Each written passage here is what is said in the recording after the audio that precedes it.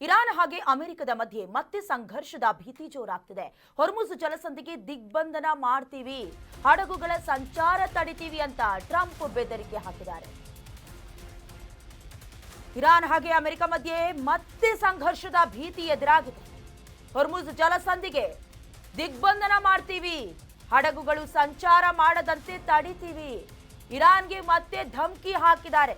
America ಅಧ್ಯಕ್ಷ Donald Trump ಇರಾನ್ಗೆ toll ಕಟ್ಟುವ ಶಿಪ್ಗಳಿಗೆ ತಡೆ ಹಾಕಲಾಗ್ತಾ ಇದೆ, ಅಡ್ಡ ಬಂದ್ರೆ ಇರಾನ್ ಸೇನೆಯನ್ನ ನಾಶ ಮಾಡಿಬಿಡ್ತೀವಿ ಅಂತ ಟ್ರಂಪ್ ಎಚ್ಚರಿಕೆಯನ್ನ ಕೊಟ್ಟಿದ್ದೀವಿ. ಹತ್ರ 5 ವಾರಗಳ ಕಾಲ ಕಂಟಿನ್ಯೂ ಆಗ್ತಾ ಇದೆ ಇರಾನ್ ಹಾಗೆ ಅಮೆರಿಕಕ್ಕೆ ಸಂಬಂಧಪಟ್ಟ ಹಾಗೆ. ಒಂದು ರೀತಿ ಇಸ್ರೇಲ್ ಬಹಳಷ್ಟು ತಲೆ ಕೆಡಿಸ್ಕೊಳ್ಬೇಕಾಗಿತ್ತು ಯುದ್ಧದ ಸಂಬಂಧ, ಆದ್ರೆ ಅಮೆರಿಕ ಈಗ ಮುಂದಾಳತ್ವವನ್ನು ತೆಗೆದುಕೊಳ್ತಾ ಇದೆ. ಒಂದು ರೀತಿ ಇರಾನ್ ಅನ್ನ ಕಪಿಮುಷ್ಟಿಯಲ್ಲಿ ಇಟ್ಕೊಳ್ಬೇಕು, ಬಹಳ ಮುಖ್ಯವಾಗಿ ಹೊರ್ಮುಜ್ ಜಲಸಂಧಿಯನ್ನ ತನ್ನದಾಗಿಸ್ಕೊಳ್ಬೇಕು ಅಂತ ಎಷ್ಟೆಲ್ಲ ಕಸರತ್ತು ಮಾಡ್ತಾ ಇದೆ ಗಮನಿಸ್ತಾ ಇದ್ದೀರಿ. ಕಳೆದ ಕೆಲವೊಂದಷ್ಟು ದಿನಗಳ ಹಿಂದೆ ಹೊರ್ಮುಜ್ ಜಲಸಂಧಿಯ ದಡದಲ್ಲಿ ಕೆಲ ಸ್ಫೋಟಕ ವಸ್ತುಗಳನ್ನ ಸಿಡಿಸುವಲ್ಲೂ ಕೂಡ ಪ್ರಯತ್ನವನ್ನ ಮಾಡಿತ್ತು. ಈ ಹಿಂದೆ ಕೂಡ ಯುದ್ಧಕ್ಕೆ ಘೋಷಣೆ ಮಾಡೋದಕ್ಕೆ ಅಥವಾ ಕದನ ಘೋಷಣೆ ಮಾಡೋದಕ್ಕೂ ಕೂಡ ಮುಂದಾಗಿತ್ತು. ಪಾಕಿಸ್ತಾನದಲ್ಲೂ ಕೂಡ ಶಾಂತಿ ಸಂಧಾನ ಪ್ರಕ್ರಿಯೆಗೂ ಕೂಡ ಕೈ ಹಾಕೋದಕ್ಕೂ ಮುಂದಾಗಿತ್ತು. ಬಟ್ ಇರಾನ್ ಮಾತ್ರ ಒಪ್ಪಿಕೊಂಡಿರಲಿಲ್ಲ. ಈಗ ಮತ್ತೆ ಧಮಕಿ ಹಾಕ್ತಾ ಇದ್ದಾರೆ ಡೊನಾಲ್ಡ್ ಟ್ರಂಪ್. ಈ ಧಮಕಿಗಳಿಗೆಲ್ಲ ಇರಾನ್ ಎದುರ್ಕೊಳ್ಳುವಂತ ಕಾಣಿಸ್ತಾ ಇಲ್ಲ. ಟ್ರಂಪ್ ಧಮಕಿ ಹಾಕ್ತಿದ್ದಂತೆ ಇರಾನ್ ಕೂಡ ಫುಲ್ ಅಲರ್ಟ್ ಆಗಿದೆ. ಹೊರ್ಮುಜ್ ಜಲಸಂಧಿ ಬಳಿ ಇರಾನ್ ಹದ್ದಿನ ಕಣ್ಣಿಟ್ಟಿದೆ. ಕರಾವಳಿಯಲ್ಲಿ ವಿಶೇಷ ಪಡೆಯನ್ನ ನಿಯೋಜಿಸಿದೆ ಇರಾನ್. ಯುಎಸ್ ದಾಳಿ ಎದುರಿಸೋದಕ್ಕೆ ಇರಾನ್ ಫುಲ್ ತಯಾರಿಯನ್ನ ನಡೆಸ್ತಾ ಇದೆ. ಹೇಗಾಗಿದೆ ಪರಿಸ್ಥಿತಿ ಅಂತ ಹೇಳಿದ್ರೆ, ಇರಾನ್ ಒಂದು ಕಡೆ ನ್ಯಾಟೋ ದೇಶಗಳು ಸೇರಿದಂತೆ ಬೇರೆ ಬೇರೆ ದೇಶಗಳ ಸಹಾಯ ಹಸ್ತವನ್ನ ಬೇಡದಂತ ಸಂದರ್ಭದಲ್ಲೂ ಕೂಡ ಯಾರೊಬ್ರು ಕೂಡ ಅಮೆರಿಕದ ಪರವಾಗಿ ಬರಲಿಲ್ಲ. ಅದರ ಜೊತೆಗೆ ಇರಾನ್ ಇಷ್ಟೊಂದು ಶಕ್ತಿಶಾಲಿನಾ ಅನ್ನುವಂತ ಪ್ರಶ್ನೆಗಳು ಕೂಡ ಮೂಡಿತ್ತು. ಈಗ ಮತ್ತೊಮ್ಮೆ ಮಂಡಿಗಾಲು ಊರೋದಕ್ಕೆ ರೆಡಿ ಆಗಿದೆಯಾ ಅಮೆರಿಕ ಅನ್ನುವಂಥ ವಿಶ್ಲೇಷಣೆ ಒಂದು ಕಡೆ ಇದೆ. ಜಲಸಂಧಿಯಲ್ಲಿ ತನ್ನ ಹಿಡಿತವನ್ನ ಇರಾನ್ ಬಿಗಿಗೊಳಿಸ್ತಾ ಇದೆ. ಟ್ರಂಪ್ ಬೆದರಿಕೆ ಹಾಕಿದ ಬೆನ್ನಲ್ಲೇ ಇರಾನ್ನಿಂದ ಭದ್ರತೆ ಹೆಚ್ಚಳ ಮಾಡಲಾಗಿದೆ. ಹೊರ್ಮುಜ್ನಲ್ಲಿರುವ ಹಡಗುಗಳ ಮೇಲೆ ತೀವ್ರ ನಿಗಾ ಇಟ್ಕೊಂಡಿದ್ದಾರೆ. ಅಂದ್ರೆ ಡ್ರೋನ್ ಕ್ಯಾಮೆರಾಗಳ ಮೂಲಕ ಇರಾನ್ ಸೇನೆ ನಿಗಾ ಇಟ್ಟಿರೋದು. ಅನುಮತಿ ಇಲ್ಲದೆ ಹಡಗುಗಳು ಪ್ರಯಾಣಿಸದಂತೆ ಭದ್ರತೆಯನ್ನು ಒದಗಿಸಲಾಗಿದೆ. ಇನ್ನು ಅಮೆರಿಕ ಅಧ್ಯಕ್ಷ ಟ್ರಂಪ್ಗೆ ಇರಾನ್ ಹೇಗೆ ಕೌಂಟರ್ ಕೊಟ್ಟಿದೆ ಅಂದ್ರೆ, ನಿಮ್ ಬೆದರಿಕೆಗೆಲ್ಲ ನಾವು ಹೆದರ್ಕೊಳ್ಳೋದಿಲ್ಲ ಅಂದಿದೆ. ಡೋಂಟ್ ಕೇರ್ ಅಂದಿದೆ. ಹೊರ್ಮುಜ್ ನಮ್ಮ ನಿಯಂತ್ರಣದಲ್ಲೇ ಇರತ್ತೆ, ಇದೇ ಕೂಡ ಅನ್ನೋದಾಗಿ ಎಚ್ಚರಿಕೆಯನ್ನ ಕೊಟ್ಟಿದೆ.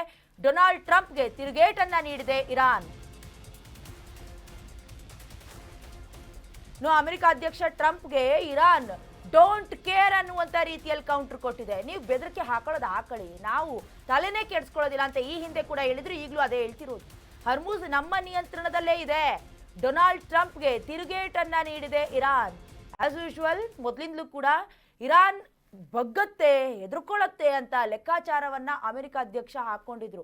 ಬಟ್ ಎಷ್ಟರ ಮಟ್ಟಿಗೆ ಸ್ಟ್ರಾಂಗ್ ಇದೆ ಅಂತ ಹೇಳಿದ್ರೆ, ಈ ಹಿಂದೆ ಇರಾನ್ ಕೊಟ್ಟಂತ ಒಂದು ಹೇಳಿಕೆನ ಮತ್ತೊಮ್ಮೆ ರಿವೈಂಡ್ ಮಾಡ್ಬೇಕಾಗತ್ತೆ. ಏನಂದ್ರೆ, ನಮ್ಮ ಬಳಿ ಇರುವಂತ ಶಸ್ತ್ರಾಸ್ತ್ರಗಳ ಬಗ್ಗೆ ನಿಮಗೆ ಗೊತ್ತಿಲ್ಲ, ನಾವು ಯಾರಿಗೂ ಹೆದರ್ಕೊಳ್ಳೋದಿಲ್ಲ, ಯುದ್ಧವನ್ನ ಶುರು ಮಾಡಿರೋದು ನೀವು, ನಾವು ಕೊನೆಗಳಿಸ್ತೀವಿ ಅಂತ. ಯಾಕಂದ್ರೆ ಇದೇ ಜೂನ್ ತಿಂಗಳಲ್ಲೂ ಕೂಡ ಜೂನ್ 25ನೇ ತಾರೀಕು 12 ದಿನಗಳ ಕಾಲ ಯುದ್ಧ ನಡೆದಿರುತ್ತೆ. ಅದಾದ ನಂತರದಲ್ಲಿ ಯುದ್ಧಕ್ಕೆ ಕದನ ವಿರಾಮ ಘೋಷಣೆ ಮಾಡಿದ್ರು. ಮತ್ತೊಮ್ಮೆ ಫೆಬ್ರವರಿ 28ನೇ ತಾರೀಕು ದಾಳಿ ನಡೆಯುತ್ತೆ, ಖಮೇನಿಯವರ ಹತ್ಯೆ ಆಗತ್ತೆ. ಅದಾದ ನಂತರದಲ್ಲಿ ಇರಾನ್ ಬಹಳಷ್ಟು ಮುಖ್ಯಸ್ಥರನ್ನ ಕೂಡ ಕಳ್ಕೊಳ್ಬೇಕಾದಂತ ಪರಿಸ್ಥಿತಿ ಎದುರಾಗತ್ತೆ. ಬಟ್ ಅಮೆರಿಕ ಅಧ್ಯಕ್ಷ ಡೊನಾಲ್ಡ್ ಟ್ರಂಪ್ ಕೊಡ್ತಾ ಇರುವಂತ ಗೊಡ್ಡು ಬೆದರಿಕೆಗಳಿಗೆ ಯಾವುದೇ ಕಾರಣಕ್ಕೂ ಹೆದರಿಕೊಂಡಂತೆ ಕಾಣಿಸ್ತಾ ಇಲ್ಲ. ಬಹಳ ಚಿಕ್ಕ ರಾಷ್ಟ್ರ ಅಥವಾ ಅವರ ಹತ್ರ ಶಸ್ತ್ರಾಸ್ತ್ರಗಳು, ಆಧುನಿಕ ತಂತ್ರಜ್ಞಾನ ಇರುವಂತ ಶಸ್ತ್ರಾಸ್ತ್ರಗಳು, ಮಿಸೈಲ್ಗಳು ಇಲ್ಲ ಅನ್ನುವಂಥ ಲೆಕ್ಕಾಚಾರದಲ್ಲಿದ್ರೂ ಕೂಡ ಧಮಕಿ ಹಾಕೋದಕ್ಕೆ ಮತ್ತೆ ಮತ್ತೆ ಪ್ರೂವ್ ಮಾಡ್ತಾ ಇದೆ ಇರಾನ್. ನಾವು ಹೆದರ್ಕೊಳ್ಳೋದಿಲ್ಲ, ನಾವು ಜಗ್ಗೋದಿಲ್ಲ ಅನ್ನೋದಕ್ಕೆ. ಈಗ ಡೊನಾಲ್ಡ್ ಟ್ರಂಪ್ ಮತ್ತೊಮ್ಮೆ ಹೊರ್ಮುಜ್ ಜಲಸಂಧಿಯ ಮೇಲೆ ಹಿಡಿತವನ್ನ ಸಾಧಿಸೋದಕ್ಕೆ ಮುಂದಾಗ್ತಿದ್ರು ಕೂಡ ಇರಾನ್ ಮಾತ್ರ ನಮ್ಮ ನಿಯಂತ್ರಣದಲ್ಲಿದೆ ಅನ್ನೋದು ಮಾತ್ರವಲ್ಲದೆ ಅದರ ಸುತ್ತಮುತ್ತ ಪ್ರದೇಶಗಳಲ್ಲಿ ಡ್ರೋನ್ ಕ್ಯಾಮೆರಾವನ್ನ ಅಳವಡಿಕೆ ಮಾಡಿಕೊಳ್ಳೋದ್ರ ಮೂಲಕ ನಾವು ನಿಗಾ ಇಟ್ಟಿದ್ದೀವಿ, ನಾವು ಸ್ಟ್ರಾಂಗ್ ಆಗಿದ್ದೀವಿ ಅನ್ನೋದನ್ನ ಮತ್ತೆ ಮತ್ತೆ ಸಾಬೀತುಪಡಿಸ್ತಿದೆ.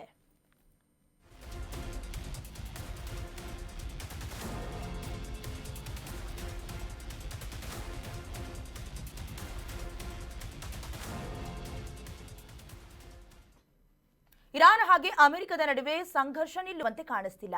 ಈ ಯುದ್ಧದ ಎಫೆಕ್ಟ್ ತೈಲ ಬೆಲೆಯಲ್ಲೂ ಕೂಡ ಏರಿಕೆಯನ್ನ ಮಾಡ್ತಾ ಇದೆ. ಬಹಳಷ್ಟು ನೋಡ್ತಾ ಇದ್ದೀವಿ, 5 ವಾರಗಳಿಂದ ತೈಲದ ರೇಟ್ ಜಾಸ್ತಿ ಆಗ್ತಾನೆ ಇದೆ. ಗ್ಯಾಸ್, ಪೆಟ್ರೋಲ್, ಡೀಸೆಲ್, ಕಚ್ಚಾ ತೈಲದ ರೇಟ್ ಕೂಡ ಜಾಸ್ತಿ ಆಗ್ತಿದೆ. ಟ್ರಂಪ್ ವಾರ್ನ ಬೆನ್ನಲ್ಲೇ ತೈಲ ಬೆಲೆ ಹೆಚ್ಚಳವಾಗಿರೋದು.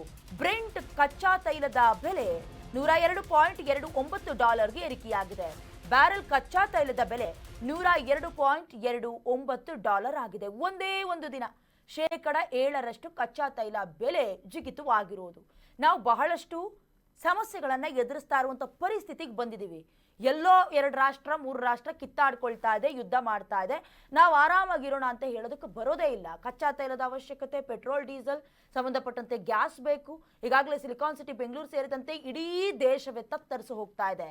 ಜೊತೆಗೆ ಬ್ಯಾರೆಲ್ನ ಕಚ್ಚಾ ತೈಲದ ರೇಟ್ ಕೂಡ ಗಣನೀಯವಾಗಿ ಜಾಸ್ತಿ ಆಗ್ತಾ ಇದೆ. ಇವತ್ತು ಕೂಡ $102.29 ಜಾಸ್ತಿ ಆಗಿರೋದು. ಒಂದೇ ಒಂದಿನ 7% ಜಾಸ್ತಿ ಆಗಿದೆ. ಇನ್ನು 2 ರಿಂದ 3 ವಾರಗಳ ಕಾಲ ಯುದ್ಧ ನಡೆಯುತ್ತೆ ಅಂತ ಹೇಳಿದ್ರು. ಮತ್ತೆ ಏನಾದ್ರು ಯುದ್ಧ ಕಂಟಿನ್ಯೂ ಆಗತ್ತೆ ಅಂತ ಹೇಳಿದ್ರೆ ಇವತ್ತು 7% ಆಗಿರೋದು. ಮುಂದೊಂದು ದಿನ 10, 12, 15 ಏರಿಕೆಯಾದ್ರೂ ಕೂಡ ಆಶ್ಚರ್ಯ ಪಡಬೇಕಾಗಿಲ್ಲ. ಈಗಾಗಲೇ ನಂದಾದೇವಿ ಹಾಗೆ ಶಿವಾಲಿಕ್ ಸೇರಿದಂತೆ ಗ್ರೀನ್ ಸ್ಮಿತ್ ಅನ್ನುವಂತಹ ಹಡಗುಗಳನ್ನ ಕೂಡ ಭಾರತದ ಧ್ವಜವನ್ನ ಹೊಂದಿರುವಂತಹ ಹಡಗುಗಳನ್ನ ಮಾತುಕತೆಯ ಮೂಲಕ, ಸ್ನೇಹ ಸೌಹಾರ್ದತೆಯ ಮೂಲಕ ಬಿಟ್ಟು ಕಳಿಸಿದ್ರು. ಬಟ್ ಇದೇ ರೀತಿ ಕಂಟಿನ್ಯೂ ಆಗತ್ತಾ? ಕಷ್ಟವಾಗತ್ತೆ. ರಷ್ಯಾವು ಕೂಡ ತೈಲವನ್ನ ಕೊಡ್ತೀವಿ ಅಂದಿದ್ರು. ಅವರ ದೇಶಕ್ಕೆ ಸಾಕಾಗ್ತಿಲ್ಲ. ಕೆಲ ಲೆಕ್ಕಾಚಾರಗಳನ್ನು ಹಾಕೊಳ್ಬೇಕಾಗತ್ತೆ. ಒಟ್ನಲ್ಲಿ ಇರಾನ್, ಅಮೆರಿಕ, ಇಸ್ರೇಲ್ ನಡುವಣ ಯುದ್ಧದ ಭೀಕರತೆ ತೈಲದ ವಿಚಾರವಾಗಿ ಬೇರೆ ಬೇರೆ ರಾಷ್ಟ್ರಕ್ಕೂ ಕೂಡ ಬಹಳ ದೊಡ್ಡ ಮಟ್ಟಿಗೆ ಪಸರಿಸಿದೆ.